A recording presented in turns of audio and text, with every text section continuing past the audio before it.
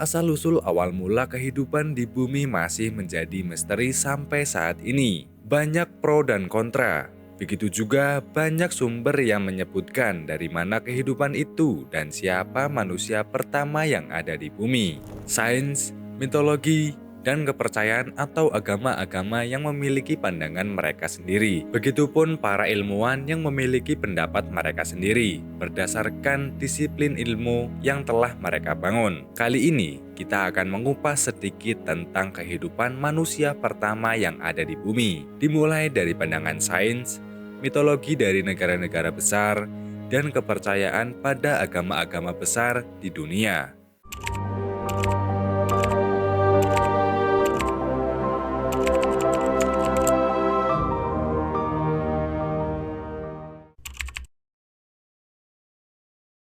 Menurut sains, kehidupan pertama di bumi kurang lebih 3,5 miliar tahun yang lalu.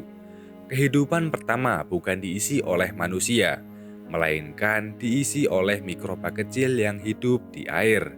Pada waktu itu, benua-benua masih dalam proses pembentukan dan belum ada oksigen di udara.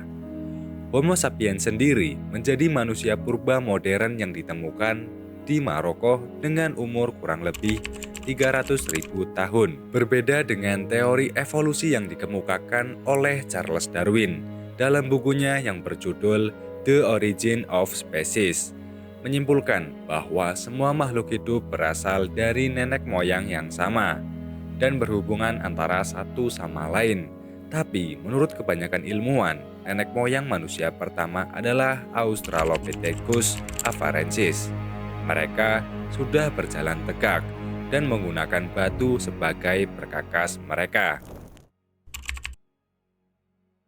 Menurut National Geographic, Lucy diduga sudah ada sejak 3,2 juta tahun yang lalu. Fosil Lucy ditemukan pada 1974 oleh ilmuwan paleontologi Donald C. Johansen di Hadar, Afrika. Lucy merupakan primata yang memiliki ciri-ciri seperti manusia purba, namun condong ke arah kera. Memiliki tinggi sekitar 107 cm dan berbadan kurus. Uniknya, ukuran tengkorak Lucy juga cukup untuk menampung otak seukuran simpanse. Nama Lucy diambil dari lagu yang berjudul Lucy in the Sky with Diamonds milik The Beatles, yang kebetulan sering diputar berulang di wilayah penggalian kerangka tersebut. Menurut para ahli biologi dan fosil manusia purba, Lucy adalah perempuan.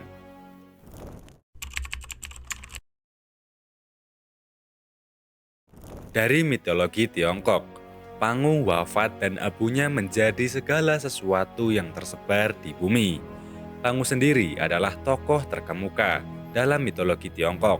Ia adalah dewa pencipta yang konon membentuk dunia dari kekacauan.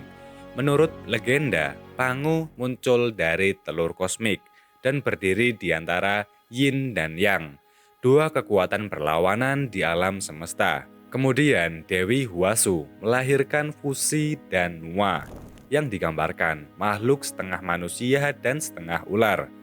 Keduanya tinggal di bumi sebagai manusia pertama, tepatnya di Gunung Kunlun yang sekarang dikenal sebagai Huasan. Dari mitologi Yunani, manusia pertama kali diciptakan dari tanah oleh Hephaestus atas dasar perintah Dewa Zeus. Manusia pertama memiliki nama Pandora, yang memiliki arti hadiah oleh Hermes. Ia pun menikah dengan Epimetheus yang merupakan sepupu Prometheus. Sayangnya, Pandora membuka mitos yang berisi wabah hingga akhirnya menyebar luas. Dalam mitologi Nordik, mereka meyakini manusia pertama adalah Asker dan Embla. Mereka berdua adalah mahakarya dari Dewa Vili, Ve, dan Odin. Mereka terbuat dari kayu pohon-pohon di sebuah pantai. Dewa Vili memberikan nafas kehidupan. Dewa Ve memberikan daya gerak dan daya berpikir. Lalu tutur kata, pendengaran, hingga penglihatan diberikan oleh Dewa Odin. Dan masih banyak sumber-sumber yang berkaitan dengan kelahiran atau penciptaan manusia pertama di bumi. Adam dan Hawa atau Eve itulah nama yang pantas disandang untuk manusia dalam sejarah yang tercatat dalam kitab-kitab agama besar di dunia. Ya, Nabi Adam dan Hawa atau Eve dalam penyebutan di barat. Merekalah manusia pertama yang diciptakan oleh tangan Tuhan itu sendiri. Dan Hawa atau Eve diciptakan dari tulang rusuk Adam, sesuai yang dikatakan pada Alkitab, yang berisi Hawa, wanita pertama, diciptakan dari sebilah tulang rusuk Adam. Begitu juga yang dikatakan dari buku yang berjudul Kisah Para Nabi oleh Ibnu Katsir pada halaman ke-21. Dikatakan oleh Muhammad bin Ishaq menceritakan dari Ibnu Abbas bahwa Hawa diciptakan dari tulang rusuk Adam, yaitu tulang rusuk sebelah kiri yang paling pendek ketika Adam sedang tidur. Lalu ditutupnya tempat itu dengan daging. Dan masih banyak pendata dan sumber-sumber dari kitab suci agama-agama besar yang menunjukkan Adam dan Hawa sebagai manusia pertama yang hidup di surga, lalu diturunkan ke bumi. Adam hidup nyaman di Taman Eden dalam Alkitab atau di surga di kebanyakan kepercayaan. Pada hampir keseluruhan kepercayaan, Adam awalnya memang di surga, tetapi dia dikeluarkan oleh Tuhan Sang Pencipta alam karena sesuatu. Penciptaan Adam juga tertuang pada kitab suci umat muslim, yaitu Al-Quran, pada Quran Surat Al-Baqarah ayat 30-39. Pada umat Kristen, di Alkitab juga disebutkan, Allah menciptakan segala sesuatu dalam alam semesta melalui firman-Nya. Adam dan Hawa dipersilahkan Tuhan untuk hidup di dalam Taman Eden atau surga. Mereka boleh memakan semua apa yang mereka inginkan, terkecuali satu buah. Terdapat banyak kisah tentang buah ini. Di dalam Al-Quran sendiri tidak disebutkan nama buah tersebut. Pada Al-Quran, Surat Al-Baqarah ayat 35 disebutkan, "Dan janganlah kamu berdua mendekati pohon ini yang menyebabkan kamu berdua termasuk orang-orang yang zalim." Di dalam buku Kisah Para Nabi yang ditulis oleh Ibnu Katsir, pada halaman 22 ada yang menyebutkan bahwa pohon itu adalah pohon gandum. Ada pula yang menyebutkan bahwa pohon itu adalah pohon kurma. Ada pula yang menyebutkan atau yang berpendapat pohon itu adalah pohon tin.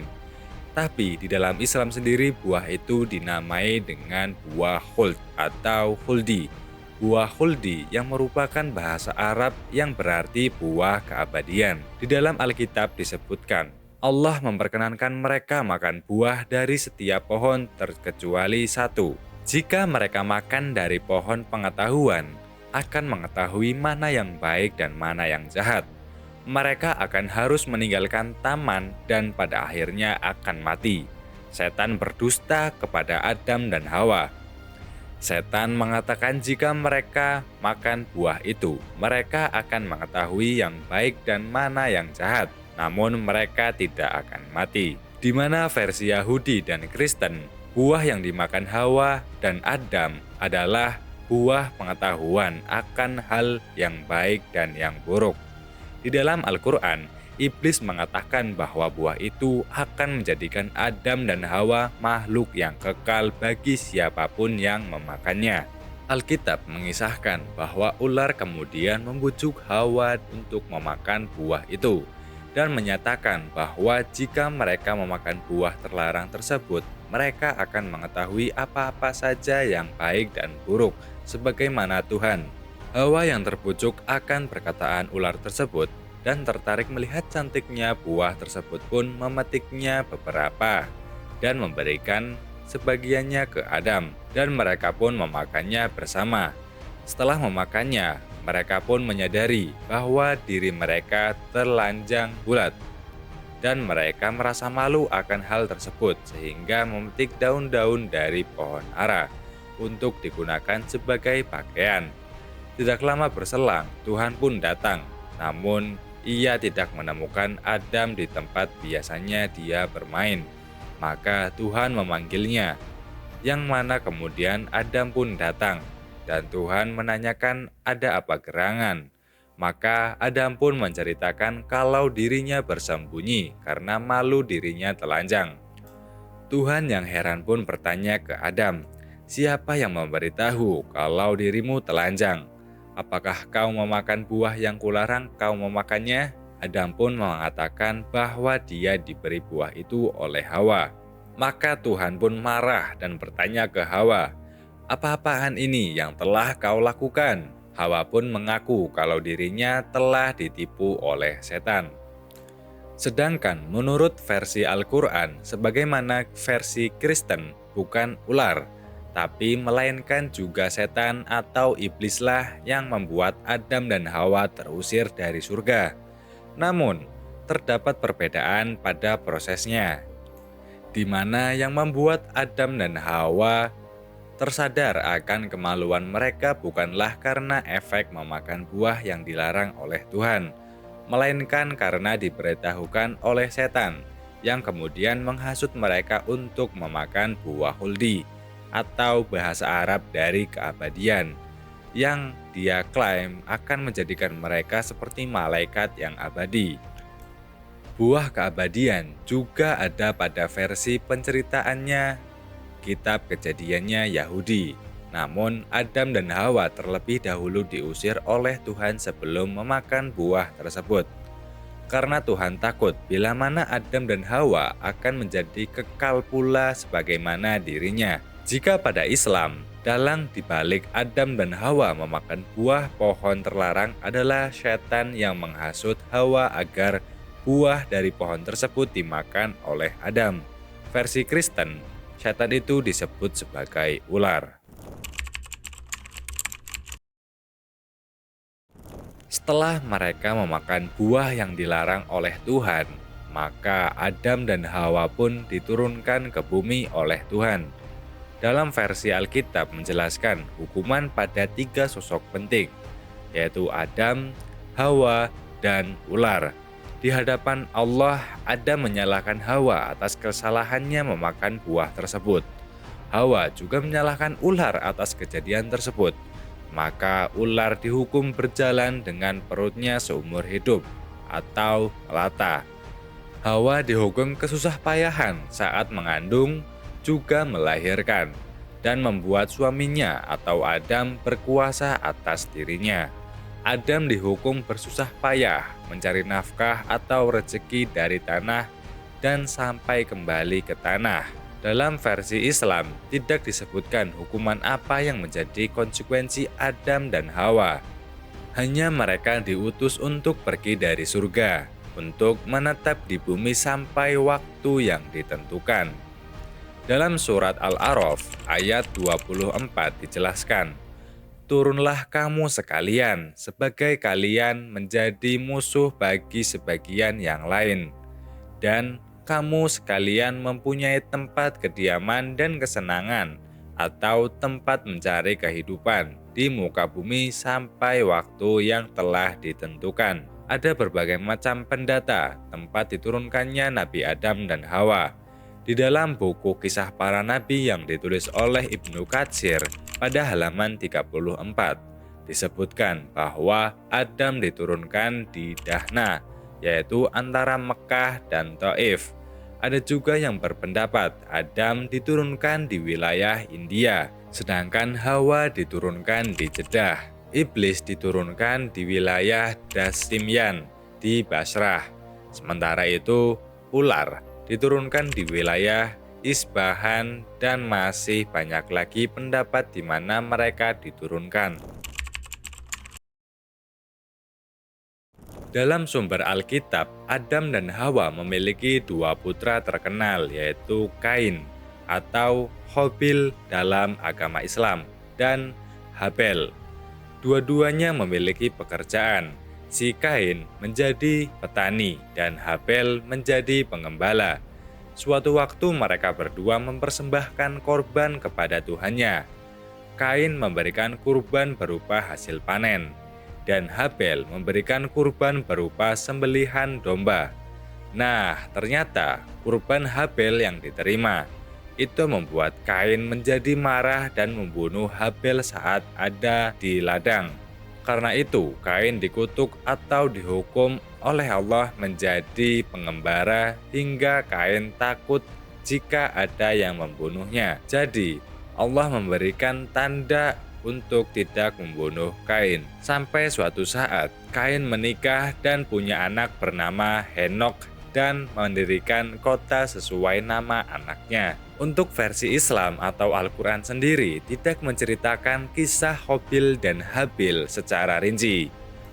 Hanya saja ketika Qabil membunuh Habil, Allah mengutus burung gagak untuk memberikan contoh menguburkan jasad saudaranya itu. Cerita di dalam Al-Quran itu untuk kita mengambil hikmah dari kejadian tersebut. Dari sumber Ibnu Katsir, dari buku yang berjudul Kisah Para Nabi, ketika Qabil dan Habil berangkat untuk mempersembahkan kurban yang diperintahkan oleh ayahnya sendiri, yaitu Nabi Adam, yang berdasarkan perintah Allah. Habil mempersembahkan kurbannya berupa seekor kambing yang gemuk karena ia adalah seorang peternak.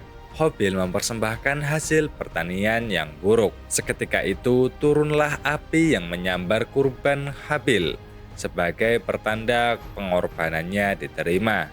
Sedangkan api membiarkan begitu saja kurban milik si Qabil. Pertanda kurbannya ditolak oleh Allah, sehingga Qabil marah sampai berkata, "Sungguh aku benar-benar akan membunuhmu hingga engkau tidak jadi menikahi saudara perempuan kembaranku." Habil pun menjawab, "Sesungguhnya Allah hanya menerima kurban dari orang-orang yang bertakwa." Menurut sumber Ibnu Katsir, pembunuhan yang dilakukan oleh Qabil terhadap Habil ada beberapa versi.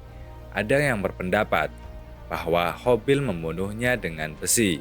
Ada juga yang berpendapat Qabil membunuh Habil dengan batu yang ia lempar dan mengenai kepala Habil saat ia sedang tidur. Ada pula pendapat Qabil mencekik dan menggigit seperti hewan buas sampai Habil meninggal. Bagian selatan Damaskus, tepatnya di Gunung Qosyun, terdapat sebuah gua yang dinamakan Gua Darah atau Maghorah Dam. Gua ini dikenal sebagai tempat Qabil membunuh Habil. Kemudian dalam Al-Quran surat Al-Ma'idah ayat 31, di ayat itu dijelaskan bahwa Allah memerintahkan burung gagak untuk menggali-gali tanah untuk memperlihatkan sebagaimana seharusnya jenazah saudaranya itu dikuburkan. Sebelum Qabil tahu caranya mengubur jenazah saudaranya, sebagian ulama menyebutkan bahwa setelah Qabil membunuh saudaranya, ia memanggul jenazah Habil di atas punggungnya selama 1 tahun dan ada yang bilang selama ratusan tahun. Hingga Allah utus 2 ekor burung gagak bertarung dan salah satu dari mereka mati. Setelah itu, burung gagak yang masih hidup menguburkan temannya itu dengan cara menggali-gali tanah. Lalu Qabil menguburkan saudaranya seperti apa yang dilakukan oleh gagak tersebut. Adapun anak Adam yang bernama Sits. Sits yang bermakna anugerah Allah. Adam dan Hawa memberikan nama tersebut karena mereka berdua mendapatkan karunia putra setelah terbunuhnya Habil. Sebelum Adam wafat, beliau berwasiat kepada putranya yang bernama Sit dan mengajarkan kepadanya waktu malam dan siang. Adam juga mengajarkan ibadah pada waktu-waktu tersebut dan memberitahukan kepadanya akan terjadinya angin topan setelah itu. Dalam sebuah riwayat dikatakan bahwa Nabi Adam sebelum meninggal meminta anak-anaknya untuk mencarikannya buah-buahan dari surga.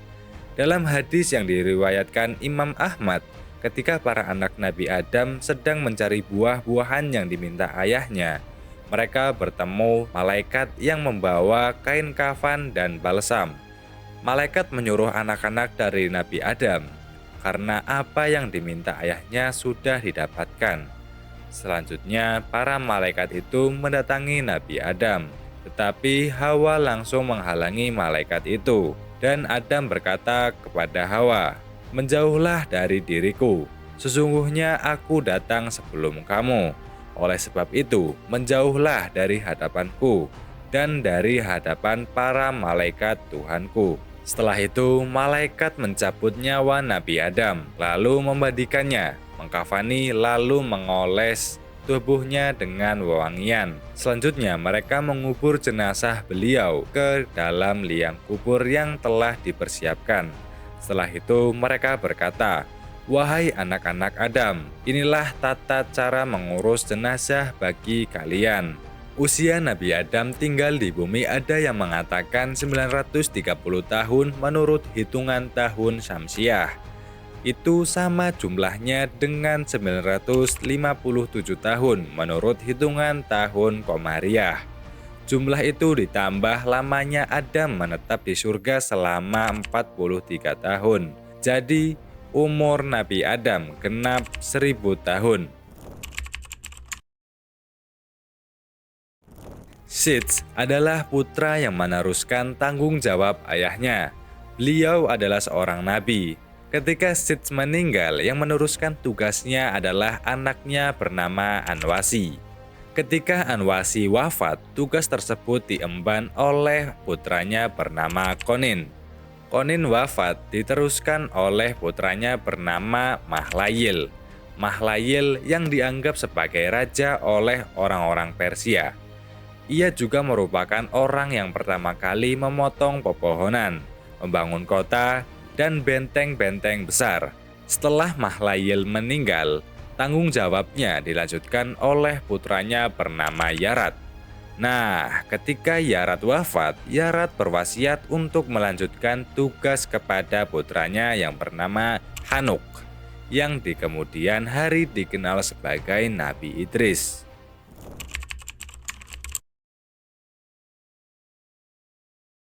Suatu ketika, Adam berdebat dengan Musa. Musa kecewa dengan manusia pertama itu karena kehidupan di dunia sangat berat, memerlukan perjuangan yang melelahkan. Bahkan untuk makan dan minum saja pun perlu berusaha lebih. Terlebih itu dilakukan setiap hari hingga ajal menjemput. Alasan Musa bukan tidak berdasar. Beliau pernah dikejar oleh Firaun dan pasukannya hingga harus menyeberang ke Laut Merah. Mereka harus lari dari Mesir kematian. Namun Adam tidak gentar sekali menghadapi pernyataan Musa. Nabi Adam kala itu memberikan jawaban, "Engkau juga Musa, engkau adalah makhluk yang dipilih Allah dengan karunia dan kalamnya. Engkau diberi lembaran-lembaran wahyu yang di dalamnya termaktub penjelasan terhadap segala sesuatu. Engkau dibisiki Allah dari dekat. Pertanyaannya, berapa lama engkau mendapati Allah menulis Taurat sebelum menciptakanku?" Jawaban Nabi Musa, 40 tahun. Kembali ditanyai oleh Adam, "Lantas, apakah dalam kitab itu engkau mendapati ayat yang mengatakan, 'Dan durhakalah Adam kepada Tuhan, dan sesatlah ia'?"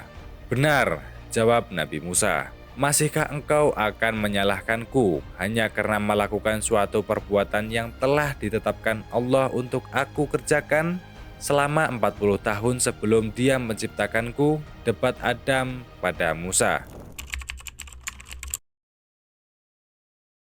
Kita sebagai manusia di zaman modern tidak perlu mendebatkan dari mana kita berasal. Tidak usah memikirkan mana yang benar dan mana yang salah. Anda boleh saja mempercayai versi dari sains yang dikatakan oleh beberapa ilmuwan, salah satunya teori evolusi dari Charles Darwin, atau dari penemuan kerangka manusia purba yang bernama Lucy, atau dari berbagai mitologi. Dan silahkan Anda boleh percaya dari sumber agama-agama besar yang menyebutkan Adam dan Hawa atau Eve sebagai manusia pertama yang diturunkan ke bumi. Kita harusnya mengambil sisi positif dari sains, mitologi, maupun dari agama. Kita hindari perdebatan yang tidak berguna agar kita menjadi manusia yang baik dari sisi Tuhan maupun dari sisi manusia itu sendiri. Dan janganlah kita mencela pendapat orang lain. Sebaiknya kita ambil sisi positif dari apa yang mereka sampaikan. Terima kasih.